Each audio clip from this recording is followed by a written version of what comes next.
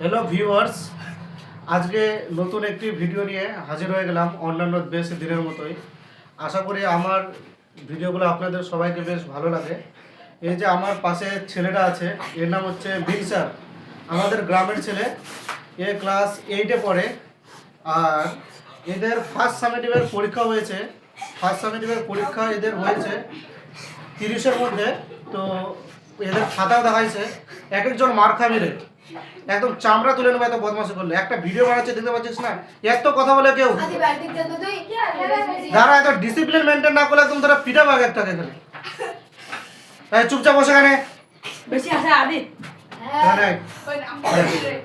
তো 30-এর মধ্যে পরীক্ষা হয়েছিল এদের, 30-এর মধ্যে পরীক্ষা হয়েছিল। তো একে আমি এখন জিজ্ঞাসা করবো, এই বলবে যে এখন কত পেয়েছে 30-এর মধ্যে। কত পেয়েছিস রে 30-এর মধ্যে যে পরীক্ষা হয়েছিল? 30-এর মধ্যে 26 পেয়েছিলিস? 26কে ইংরেজিতে কি বলে? 26। ব্যাস। আর বাড়িতে পড়াশোনা করছিস, পড়তে বসছিস তো ফের? আর সেকেন্ড সামেটিভের জন্য প্রস্তুতি কেমন আছে তোর ফের? ভালো। পুরোনো পড়া রিভাইজ দিচ্ছিস তো? সেকেন্ড সামেটিভ কতর মধ্যে পরীক্ষা হবে? 50। এবার টার্গেট কত আছে, কত নাম্বার পাবি? 45। ব্যাস, 50-এর মধ্যে 45, তাও ফের একটা ইংরেজির মতো সাবজেক্টে একটু পরিশ্রম না করলে হবে না। বাড়িতে খাটবে, পরিশ্রম করবে। আর আমি যেগুলো পড়া দিই এগুলো ফের বাড়িতে প্র্যাকটিস করবে, চর্চা করবে, ঠিক আছে, রেগুলার। এবার 30-এর মধ্যে তোর 4 নাম্বার কমেছে তো, এবার এরপর টার্গেট রাখবি যাতে তুই 48, 49, 47-এর ঘরে পৌঁছাতে পারিস 50-এর মধ্যে।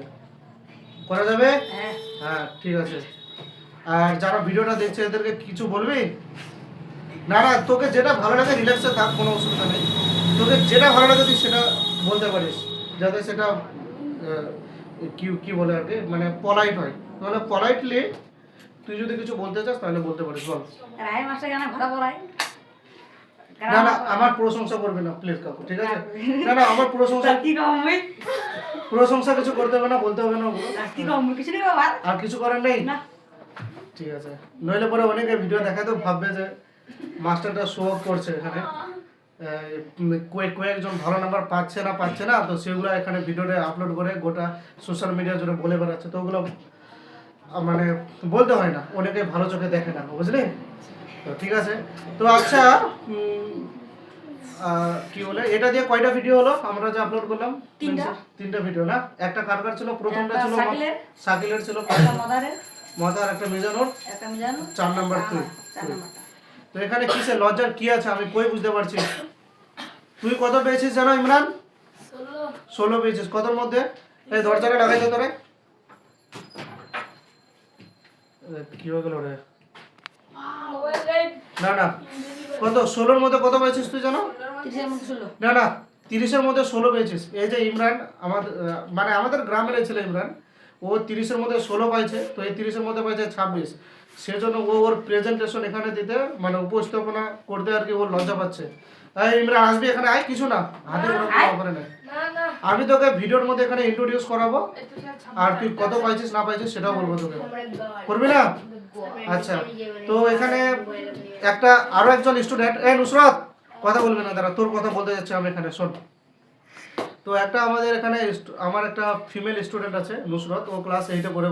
এর মতোই ও ভূপালচন্দ্র বিদ্যাপীঠে রাজগ্রাম হাই স্কুল। তো ও 30-এর মধ্যে 26 পেয়েছে। তবে যেহেতু ও মেয়ে, সেজন্য আমি ওকে কি বলে, ক্যামেরার সামনে ওকে আমি প্রেজেন্ট করলাম না। আর ও 26 পেয়েছে। আর একটা ছেলে ইমরান, ও রাজগ্রাম হাই স্কুলে পড়ে আমাদের গ্রামের, ও 30-এর মধ্যে 16 পেয়েছে। মানে এমনটা না যে ও কম পেয়েছে বলে ওটা আমি ঢাকায় রাখবো, আর বেশি পেলে পরে বলতাম, এরকমটা ব্যাপার না। কম পেলেও বলবো, কম পেলেও আমার মনে হয় যে জানানো উচিত, আর বেশি পেলেও জানানো উচিত। যেমন একটা ছেলে আজকে কত ক্লাস 4-এ পড়ে, ও কত বাংলায় না ইংরেজিতে যেটা বললো আমাকে, 30-এর মধ্যে 0 পাইছে। তো লজ্জার কোনো কিছু নেই, ফাঁকি দিলে পরে, পরিশ্রম না করলে পরে রেজাল্ট খারাপই হয়, ঠিক আছে? এই অবধি। ভিডিওটি ভালো লাগলে অবশ্যই শেয়ার করে দিও আর লাইক করে দিও।